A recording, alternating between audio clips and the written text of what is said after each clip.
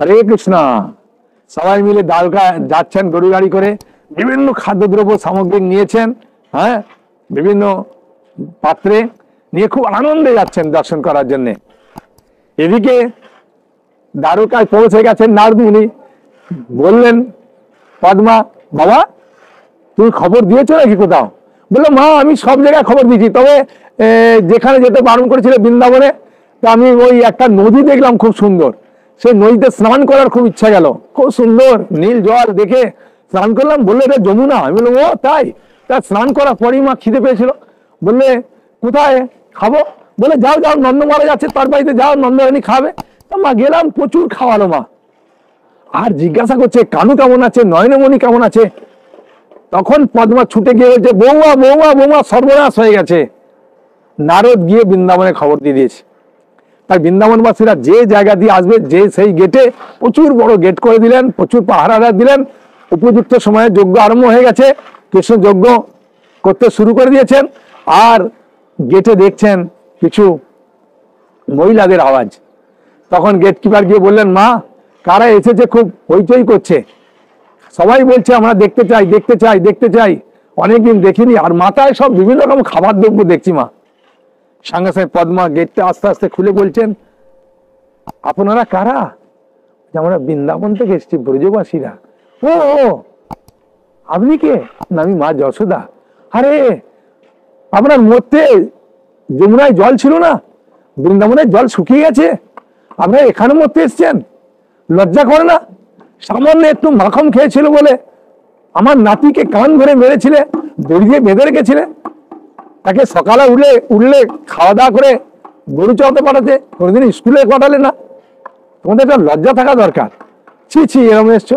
ঠিক সেই সময় এসে গেছেন দেবকী মা। দেবকী মা বললেন, এই সময়তে অসুবিধা হতে পারে, যেহেতু যজ্ঞ অনুষ্ঠান আরম্ভ হয়ে গেছে, সেই যজ্ঞ অনুষ্ঠানের কাজটা শুভ হবে না কোনো কিছুতে, কোনো অমঙ্গল করলে। সেই জন্যে অনুরোধ করছি মা, সাধারণত অপমান করে লাভ নাই। তাই মা, যেহেতু ওরা অতিথি, তাই ওদেরকে এইভাবে অপমান করে লজ্জা দিলে আপনার নাতির যজ্ঞ অনুষ্ঠান অঘটন ঘটতে পারে মা, অমঙ্গল হতে পারে মা, শুভ নষ্ট হয়ে যেতে পারে মা। তাই আপনি কৃপা করে উনাদেরকে বলুন উনারা কি চায়। তখন পদ্মা গিয়ে বলছেন, আপনারা কি চান? আমরা শুধু নয়নের মণি কানুকে একটু চোখের দেখা দেখবো, তারপরে চলে যাব, আমরা ভেতরে যেতে চাই না। নারদ বলেন, মা যজ্ঞ অনুষ্ঠান আরম্ভ হয়ে গেছে, সেখানে যজ্ঞে বসে গেছেন কানাই, তাই ওখান থেকে ডেকে নিয়ে আসা অমঙ্গল হবে, কিন্তু কানাই যদি সঙ্গে নিজে আসে তাহলে কোনো অমঙ্গল হবে না। সেই জন্য সঙ্গে সঙ্গে কি করলেন, নারদ মুনি বললেন, একটা কথা বলবো। মা পদ্মাকে বলছেন, যদি তার মা ছেলেকে ডাকে, তাহলে ছেলের আওয়াজ যেখানেই থাকুক না কেন, মায়ের কণ্ঠ ছেলের কানে প্রবেশ করবে। তাই এখান থেকে যদি ডাকে, তাহলে কানের কানে প্রবেশ করলে, কানে যদি যজ্ঞ অনুষ্ঠান থেকে আপনা থেকে উঠে আসে, তাহলে অমঙ্গল হবে না মা। নারদের কথা শুনে দেবকী মা বলছেন, বাবা কানাই, কানাই, হে কৃষ্ণ তুমি চলে এসো, তোমার মা দেবকী তোমাকে ডাকছে, এসো বাবা এসো। কানাই এলো না। সেই সময়তে নারদ মুনি বলছেন, মা এই যে মহিলা দেখছেন না মোটা মতো, এই মহিলার কাছে যখন আমি প্রসাদ পাচ্ছিলাম, এই মহিলা খুব বলছিলেন, আমার নয়নে মণি, আমার কানু, আমার কানু। তা মা এই মহিলাকে দিয়ে একবার ডাকলে ভালো। তখন পদ্মা বললেন, তাহলে নারদ তুমি বলো। তাই নারদ মুনি গিয়ে বললেন, মা আপনার ওই নয়নের মণি কানুকে একবার ডাকুন, যদি আসে ভালো, তাহলে যজ্ঞ অনুষ্ঠানটা পূর্ণ হবে, নালে গিয়ে দেখে নিয়ে এলে অকল্যাণ হতে পারে। তা সেই সময়তে গিয়ে কানুকে গিয়ে ডাকলেন। কিভাবে ডাকছেন? যশোদা মা সেই বাইরে দাঁড়িয়ে নয়ন থেকে অশ্রুপাত হচ্ছে, এমন ভাবে কাপড় ভিজে গেছে মায়ের। তখন বলছেন, বাবা কানু, কানু এসো বাবা এসো, তোমার মা বৃন্দাবন থেকে এসেছে, যশোদা রানী এসে ডাকছে, বাবা কানু এসো।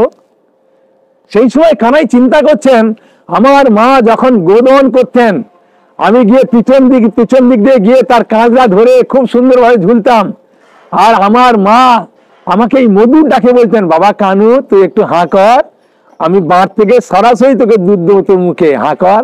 আর কানাই হাঁ করতেন, আর কানাইয়ের দুধ যখন এই মুখে না লেগে চারদিকে লাগতেন, তখন মা যশোদা ওই দৃশ্য দেখে এত হাসতেন, কানাই জিভ দিয়ে দুধগুলো চেটে চেটে খেতেন। তখন মা যশোদা বলতেন, কানু বাবা বড় করে হাঁ কর, বড় করে হাঁ করতেন, আর মা যশোদা গালের ভেতরে সেই দুধ দিতেন। সেই যে কানু ডাক, মা যশোদার আওয়াজ পেলেন, সঙ্গে সঙ্গে কানাই দৌড়ে এসে মা যশোদার একদম কান ধরে লাফ করে উঠেছেন। মা যশোদা যেহেতু একটু মোটা ছোটা তো অতটা খেয়াল করেনি, পড়ে যেতেন, কিন্তু কানাই ছেলে এসেছে তো বুকে ধরেছেন। আর মা যশোদা এত কান্না করছেন, সেই অশ্রুতে কানাই পুরা অভিষেক হয়ে গেলেন। সেই সময়তে দেবকী মা দেখছেন যে আমার ডাকে তো আমার ছেলে কানাই এলো না, কিন্তু যশোদা রানীর ডাকে এলো। আর যশোদা রানীর বাৎসল্য প্রেমে মা দেবকী দেখছেন যে যশোদা রানীর স্তন থেকে দুগ্ধ খরিত হয়ে সেই দুধ নিচে ঝরে পড়ছে। দেবকী মা দেখলেন কি প্রেম যশোদা রানীর, আমার তো স্তনে দুগ্ধ আসা তো দূরের কথা, আমার তো ভাবে কানাই এলো না, আর মা যশোদার ডাকে কানাই এলো, আর এত বাৎসল্য প্রেম কানাইকে পেয়ে তার দুগ্ধ খরিত হয়ে নিচে পড়ছে। মা দেবকী দেখে আশ্চর্যান্বিত হয়ে গেলেন। কানাই দেখলেন আমার দেবকী মা চিন্তা করছেন কিছু, তাই মা যশোদার কোল থেকে নেমে আবার দেবকী মায়ের কোলে গিয়ে মাকে জড়িয়ে ধরলেন। কিন্তু মা দেবকী বুঝতে পারলেন আমার সেই প্রেম নাই, কানাই আমার স্তন থেকে দুগ্ধ খরিত হচ্ছে না, আমার সেই প্রেম নাই। আর সেই সময়তে এইসব দৃশ্য দেখছেন। আর মহিষীরা যখন মা পদ্মা বলছিলেন মা যশোদাকে যে কানাই একটুখানি মাখো হাঁড়ি ভেঙেছে বলে কান ধরে মেরেছো, তখন এক মহিষীর দিকে তাকাচ্ছে, বাবা কিরকম মা, একটু মাখমের হাঁড়ি ভেঙেছে বলে এরকম মেরেছে। কিন্তু এখন বুঝতে পারছে যে সেই মায়ের প্রেম কি।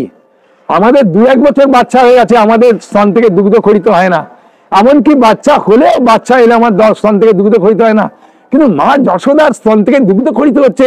এই দৃশ্য দেখে সমস্ত মহিষীরা আশ্চর্যান্বিত হয়ে অবাক দৃষ্টিতে শ্রবণ করছেন। আর সেই সময়তে দেখছেন যে গেটের সামনে কিছু একটা আওয়াজ, সেই আওয়াজটা দেখে রোহিণীমা চিন্তা করছেন নিশ্চয়ই কেউ স্তুতি করছে, দেখো গেটে কেউ চলে এসেছে। সঙ্গে সঙ্গে মহিষীরা গেট খুলতেই দেখছেন যে সেখানে জগন্নাথ, বলদেব আর সুভদ্রা যেরকম রূপে ছিলেন, এই রূপটা কিন্তু মহিষীরা দেখতে পায়নি, এই রূপটা দেখেছিলেন নারদ মুনি। হ্যাঁ, তার আগে স্তুতি করে প্রার্থনা করেছেন, প্রভু আপনার এই যে অপূর্ব রূপ, করুণাময় রূপ, এই চোখের চারদিকে যে লাল রং, আর এত সুন্দর আপনার কৃপা দৃষ্টি, চোখের পাতা রাখেননি জগৎবাসীকে এইরকম কৃপা করার জন্য। আর বলদেবকে সঙ্গে নিয়ে, আর বিশেষ করে মা সুভদ্রা, বোনকে সুভদ্রা, হ্যাঁ মাকে সঙ্গে নিয়ে আপনি মাঝে আছেন। হ্যাঁ, এইভাবে দাদা বোন একসঙ্গে থাকবেন, এই বিশ্ব জগতের মানুষ কখনো দেখেনি প্রভু। আর আপনার এই কৃপাময় দৃষ্টি জগৎবাসী কবে দেখবে, কবে কৃপা পাবে প্রভু। তখন ভগবান কথা দিলেন নারদকে যে নারদ, এই কৃপা আমি নীলাচলে, হ্যাঁ জগন্নাথ পুরীতে ইন্দ্রদ্যুম্ন রাজার কৃপা করার জন্যে, বিশেষ করে কলিযুগের মানুষকে বিশেষ কৃপা প্রদান করার জন্যে এই রূপে আমি জগতে প্রকটিত হব। তখন নারদ মুনি স্তবস্তুতি করে প্রণাম করে দাঁড়িয়েছেন। কৃষ্ণ বলরাম তাদের প্রেমের কথা শুনে সব অঙ্গ ভেতরে প্রবেশ করেছে। সুভদ্রা মা যেহেতু প্রথম থেকে শুনছেন, সেই জন্য সুভদ্রা মার হাত পা সব প্রবেশ করেছে। আর জগন্নাথের অর্ধেক অংশ প্রবেশ করেছে, পাতা প্রবেশ করেছে, চোখগুলো বড় বড় হয়ে গেছে প্রেমে, বৃন্দাবনের কথা শুনে। ওই দৃশ্য দেখে নারদ মুনির খুব আনন্দ হলো। জগৎবাসীকে বিশেষ করে কৃপা করার জন্য নারদ মুনি প্রার্থনা করলেন। এই নারদ মুনির কৃপায়, নারদ মুনির প্রার্থনায় জগন্নাথ দেব, বলদেব, সুভদ্রা এই রূপ আমরা জগতে দেখতে পাচ্ছি। আর বিশেষ করে পরম ভক্ত ইন্দ্রদ্যুম্ন মহারাজের আরো বিশেষ কৃপা আমরা এই জগতে পেয়েছি। আর শিল প্রভুপাদের কৃপায় আমরা সারা পৃথিবীতে এখন এই জগন্নাথ বলদেব সুভদ্রা মানির রথ হচ্ছে। নাহলে আমাদের জগন্নাথ পুরীতে গিয়ে দেখতে হতো। এখন আমরা ইস্কনের যে কোনো মন্দিরে, গৌরী মঠের যে কোনো মন্দিরে এবং অন্যান্য মন্দির, অন্যান্য গ্রামবাসীরা পর্যন্ত, অনেক সময় গ্রামবাসীরা উদ্যোগে এই জগন্নাথ বলদেব সুভদ্রা মানির রথযাত্রা হচ্ছে। সেই জন্য এই জগন্নাথ বলদেব সুভদ্রা মহারানীর আমরা যে যেখানে হচ্ছে, গ্রামগঞ্জে, পাড়াতে, যেখানে যাবেন সেখানে দর্শন করুন। মাহেশে আছে হুগলি জেলা, জগন্নাথ পুরীর পরে মাহেশের রথ হয়েছে, ওখানে দর্শনে যেতে পারেন। যেখানে যাবেন সেখানে দর্শন করবেন, প্রণাম করবেন আর আনন্দ লাভ করবেন। জগন্নাথ বলদেব সুভদ্রা মহারানীর এই রূপ যখন বর্ণনা করে নারদ মুনি স্তুতি করে বন্দনা করলেন, যখন শেষ করলেন, তখন জগন্নাথ বলদেব সুভদ্রা তাদের পূর্বে রূপে ফিরে এলেন। আর সেই সময় আওয়াজে মা রোহিণী মহিষীদের বললেন যে দেখো বোধহয় কৃষ্ণ বলরাম চলে এসছে। ওরা গেট খুলতে ওই জগন্নাথ বলদেব সুভদ্রাকে দেখেনি, কৃষ্ণ বলরাম আর সুভদ্রা মা যেমন রূপে ছিল সেই রকম রূপে দেখেছেন। কিন্তু জগন্নাথ বলদেব সুভদ্রা মহারানীর যে রূপ, বুঝলেন, প্রেমের যে রূপ, সেই রূপ নারদ মুনি দর্শন করে কৃপা করে আমাদেরকে বিশেষ করে কৃপা করলেন। সেই জন্য এই জগন্নাথ বলদেব সুভদ্রা মহারানীর রথ আমরা দেখতে পাই, জগন্নাথ বলদেব সুভদ্রা মহারানীকে কৃপা দেখতে পাই। এই জন্য আমরা অনুরোধ করব, এই সুযোগ কখনো ছাড়বেন না। আর সব থেকে বড় জিনিস কি জানেন, জগন্নাথকে জগন্নাথ মন্দিরে দর্শন করলে যে ফল, রথে দর্শন করলে তার 10,000 গুণ বেশি ফল। আর গুন্ডিচা মন্দিরে অর্থাৎ মাসির বাড়িতে যেটা বলি, বা সুন্দরাচলে, যেখানে 9 দিন অবস্থান করবে, দর্শন করলে বলছেন 10,000 গুণ বেশি ফল। একবার ভক্তি পুরুষোত্তম মহারাজ বলছিলেন ওর যে কত গুণ ফল বেশি ও আমরা ভাষায় বলা যাবে না। সেজন্য অনুরোধ করব, গুন্ডিচা মন্দিরে বিশেষ করে দর্শন করুন, প্রসাদ পান, আনন্দ করুন। আর প্রতিটা মন্দিরে, বিশেষ করে ইস্কন মন্দিরে এই 9 দিন খুব সুন্দর সুন্দর অনুষ্ঠান হয়, প্রসাদ হয়, ফ্রিতে প্রসাদ খাওয়ানো হয়। তাই অনুরোধ করব সকলে অংশগ্রহণ করুন, আনন্দ করুন আর নিজেদের জীবনকে সার্থক করুন। তার সঙ্গে আমি অনুরোধ করব এই ভিডিওটা সকলকে দেন, সকলে যাতে আনন্দ লাভ করে। এবং আমার প্রতি একটু কৃপা দৃষ্টি প্রদান করবেন যারা শ্রবণ করছেন, যাতে আমি জগন্নাথ বলদেব সুভদ্রা মহারানীর চরণে আমার মন প্রাণ অর্পণ করে সাধুগুরু বৈষ্ণবের সেবা করতে পারি। হরে কৃষ্ণ কৃষ্ণ কৃষ্ণ হরে হরে, হরে রাম রাম রাম হরে হরে। হরি বল।